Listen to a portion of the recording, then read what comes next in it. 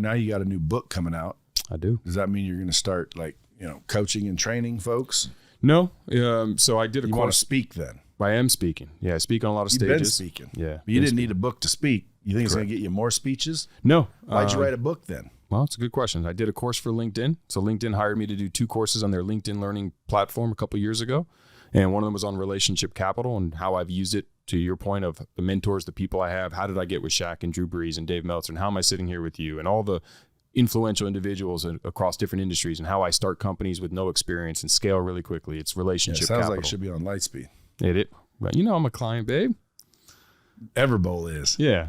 Everbull is. Yeah, but that course, I don't own that course. LinkedIn does. Well, of course, because they got you to make it for them. So now they're making millions on it, maybe, and you ain't making squat. I get a little check every now and again. Not like they are. No, not like they are. Absolutely. I was just the puppet, but it got turned into a book. So enough people liked it and want that information. Is that the book? It's based off that course. What's it called? Relationship Bank Account. So go get the book, folks. Where do they go get it? You're in the book. I saw that. Yeah, because I interviewed a bunch of my friends and I asked them 3 questions, and you were one of them 3 years ago when I started to write this book. And it's important because Have the whole friends book's changed? Like, do you have Shaq in there now? No, I should though. Dude, The book's coming out. Print version 2. Yeah, I know. But version 1 needs to come out because I was kind of hesitant to put version 1 out, so it sat on my shelf for a while. I didn't eat my own dog food, and I didn't follow my own principles and my own core values and my own recipe for success. I needed to go back and look in the mirror and go, hey, you need to follow your own shit. And that book was kind of the guilty piece of that. Because one of my core values, to your question earlier of what makes you successful, what makes me successful, taking immediate decisive action. That's one of my core principles. And I wrote it, and then I didn't like it enough, and I was uncomfortable about it because I'm not an author and I've never written a book before. And I was like, no, I don't have coaching. And so I sat on it. So some of the material got dated. So I had to go back and freshen it up a little bit. But I'm excited about it. It's good. It's going to help build the Jeff Fenster brand a little bit, which is great. It's going to help inspire entrepreneurs and business leaders and individuals to grow relationship capital. It's the secret currency used by all of us. You know that. It allows us to scale really quickly. It's an elevator when everyone else is taking the stairs. I can walk in any industry. I can come up with a new idea, and immediately I can get near the top of the industry because of the relationships I have. It's not because I'm special. I'm an ordinary guy. It's those relationships, and it's how I develop and leverage them over the years and years and years and years. And it's just a model. If you follow the model, to your point, how are you successful? If you don't know how to do something, find someone who does. Follow the recipe, and you can make the cake too. And have more than likely. More than likely. There's always an exception, but generally speaking, there's always a little, what's the word? Luck, talent, timing, art. There's a little, swag. There's a little flavor. Like everyone can't copy everyone. Je ne sais quoi. That's the word. Je ne sais quoi. Je ne sais quoi. Yeah, je ne sais quoi. That's the word. There's a little bit of that, but when you have the recipe, you can get close, and from there you can iterate. You can figure out what you need to do and how to make it authentic to you. I did a keynote yesterday or the day before to about 1,500 people. Guess how I opened it? With a joke. Obviously. Well, guess what I said? You'll never guess. Okay, so tell me. I said, they're done clapping and shit, and they knew who I was. So they were all standing up when I was walking up on stage. So I had a standing ovation coming out. So you know how those go, and it takes a minute for them to die down because they stand up. So I'm like this, and then I'm just thinking for a second. I said, when I see a pregnant lady, I think to myself, she's been fucking. The whole fucking body is kind of busted up laughing. Why is that so funny? Because it's true, but also just a unique thing to say when you first walk on a stage. Yeah, and now I got one coming up at SolarCon. Yeah. You can't use the same joke. Well, I think I can. Because it's not going to go out yet. No one knows. You don't want to open with this won't be out yet. Yeah, but you don't want to open the same. Yes, I do. What if someone's been at both conferences? Why would they be at the coaching con and now coaching solar con? Okay, fair. It's a coaching solar. Maybe. I mean, who knows? But I'd have a second joke. If they did, well, dude, I don't have speeches. I always say something different. I've never said that before, but it just went over so well that I thought, maybe I'll say it. But the reason I said it because I was just trying to establish a reason to say common sense, right?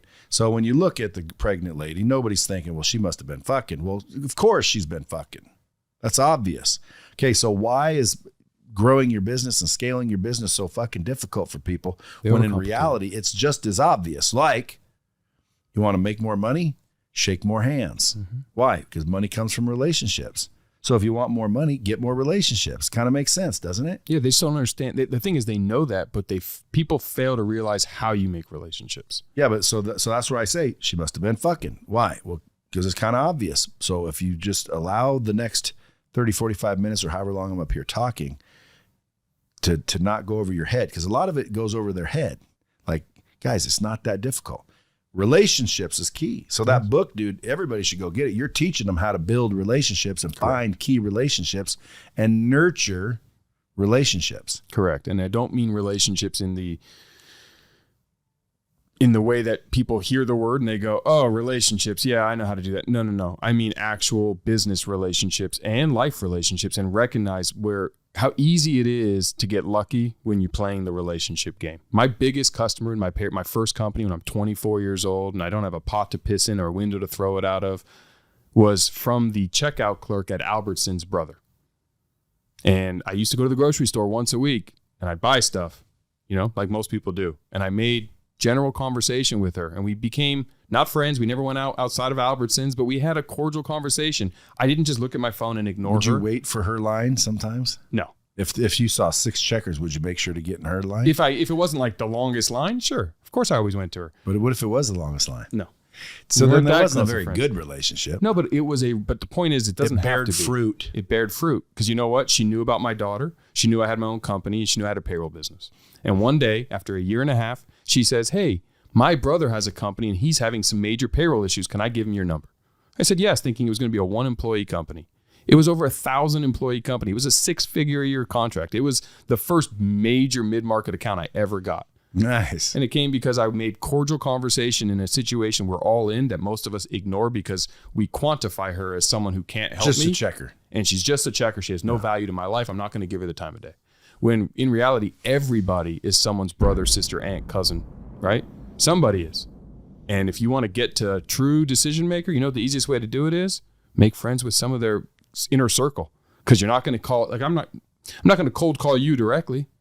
But if I made friends with your wife, all of a sudden she's like, hey, we're having Jeff over for dinner. Who's Jeff? Well, now you're meeting me. And now I'm in. Hey, don't give people that advice. Do not go through their wives. Example. Like my wife said, hey, I'm going to bring a guy named Jeff over. I'd be like, what the fuck are you talking about?